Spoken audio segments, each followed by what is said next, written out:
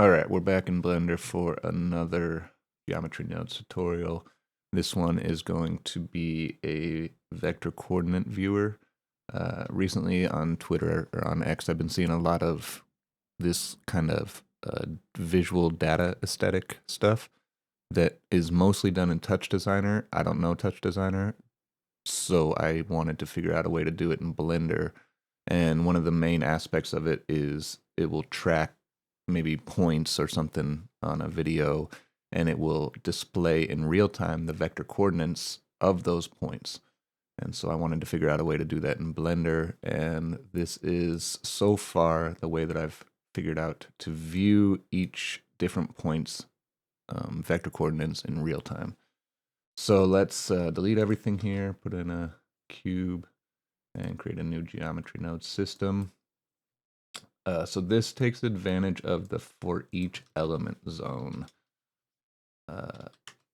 That was the way that I could figure out to do this. I think it's the correct way, but I suppose there's always many ways to do this stuff. So this is how I do it. I'm just going to use points to get the point across, no pun intended. You can do this literally with anything, but we'll do it an easy way to show you what I'm talking about. So you need to be able to sample the index. And what you're looking for is we're using points. You want the vector information, and what you want is the position. So this is going to find every point that's coming into here is going to locate the position uniquely. And so what's cool about for each element too is that it assigns every single thing will have its own individual index here, meaning that each one will be at 0 and it knows the difference between all of those. And so it's going to spit out the information correctly for each element, in this case being points. So let's give you an example of what I'm talking about here. So we sample the index, the position, and then we need to convert that into a single value so that we can get the x, y, and z coordinates. So how I do this is I do a combine x, y, z. Oops, I'm sorry. I separate x, y, z. Separate x, y, z. Okay, and then we're going to run each of these values into a value to string. Ooh, copy that down so that we have one for the x, one for the y, and one for the z. And then I'll give this each an extra decimal place so it looks a little bit better. Let's move this over, and then we need to join these strings together. So we will join strings. And then this here, just in case you don't know, what is this delimiter?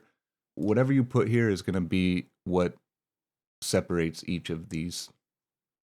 So like a value's coming in here, a value's coming in here, a value's coming in here. Right now they're not separated by anything because nothing's in there. But if I put, let's say, a whatever that is,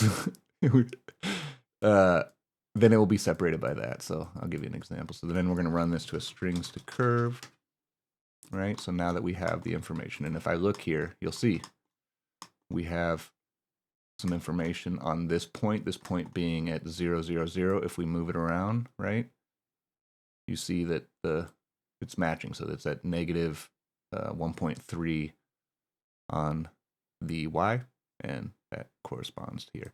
But it's not moving, so let's get that to match up as well so that the vector information will move to where the point is in space.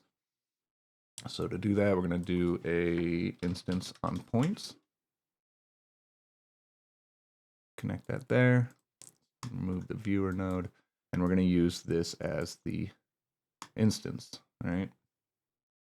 Oops. And one of the important things for each element is that you need to take it out of this geometry. So this top one here is just the original point going in.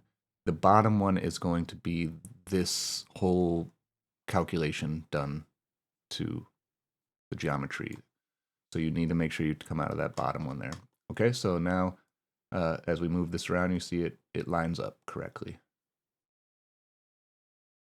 And you can move it anywhere in space and will always give you the exact coordinates that is in space. So what's cool too, so now let's show you why this was important. It's not hard to get the vector coordinates of a single point. It was difficult for me to figure out how to get the vector coordinates of a bunch of things happening at once. And so let's just give you an example here. Let's take a random value, crank this down. Well, maybe that's a little too far. Keep it in view here.